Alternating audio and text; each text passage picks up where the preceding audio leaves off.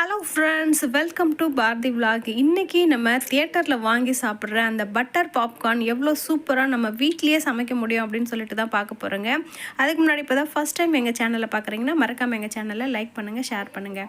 வாங்க நம்ம வீடியோக்குள்ளே போகலாம். இப்போ பார்த்தீங்கன்னாக்கா நான் வந்துட்டு கார்ன் வாங்கி வச்சுருக்கேங்க. இது வந்துட்டு பாப்கார்ன் வந்துட்டு எல்லா சூப்பர் மார்க்கெட்லேயும் கிடைக்குங்க. பாப்கார்ன் பொரிக்கிற பாப்கார்ன் அப்படின்னு சொல்லிட்டு கேட்டோம்னா கொடுப்பாங்க. இதில் வந்துட்டு பார்த்தோம்னா நம்ம பட்டர் வந்துட்டு ஒரு 2 ஸ்பூன் நம்ம மெல்ட் பண்ணி வச்சுக்கலாங்க. இப்போ உங்களுக்கு பட்டர் வேண்டாம் அப்படின்னு சொன்னால் நீங்கள் நெய் யூஸ் பண்ணிக்கலாம், ஆயில் கூட யூஸ் பண்ணிக்கலாங்க. ஆயில் யூஸ் பண்ணும்போது ரீஃபண்ட் ஆயிலாக யூஸ் பண்ணிக்கோங்க. கடலை எண்ணெய்லாம் போட்டோம்னா நமக்கு வாசம் வரும். அது மாதிரி ரீஃபண்ட் ஆயிலாக யூஸ் பண்ணிக்கோங்க. இல்லை எனக்கு வந்துட்டு பட்டர்லாம் அதிகமாக வேண்டாம் அப்படின்னு சொன்னோம்னா ரொம்ப கம்மியாக கூட யூஸ் பண்ணிக்கலாம். பட்டர் அதிகமாக வேணும்னா அதிகமாக போட்டோம்னா நல்ல வாசம் கொடுக்குங்க. டயட்டில் இருக்கிறவங்க பட்டர் கொஞ்சம் கம்மியாக யூஸ் பண்ணிக்கோங்க.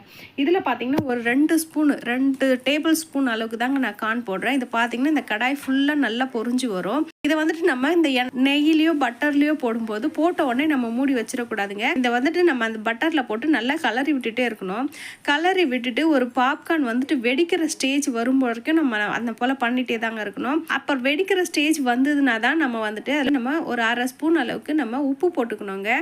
அந்த பாப்கார்னுக்கு தேவையான உப்பு வந்துட்டு இதுலேயே போட்டோம்னா தான் நம்ம வந்துட்டு எல்லா பாப்கார்ன்லேயும் ஈவனாக பரவும். நம்ம எடுத்ததுக்கப்புறம் உப்பு போட்டு குளுக்கிறத விட இதுலேயே போட்டு இப்படியே வந்துட்டு அதில் பொரிஞ்சு வரும்போது ஈவனாக ஸ்ப்ரெட் ஆகி வருங்க.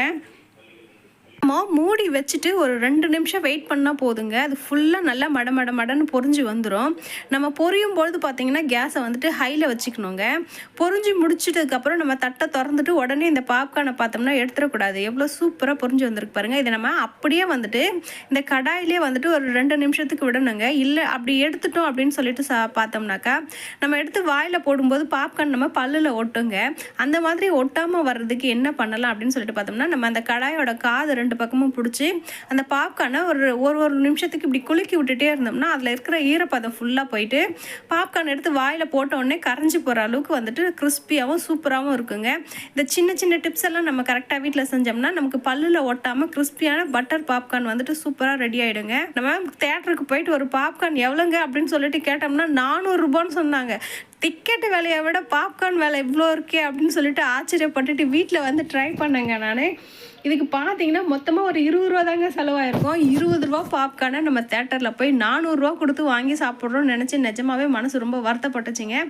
இருந்தாலும் தேட்டருக்கு போனால் வேறு வழி இல்லை, வாங்கி சாப்பிட்ணும் அப்படின்ற சூழ்நிலை தான் இருக்குது.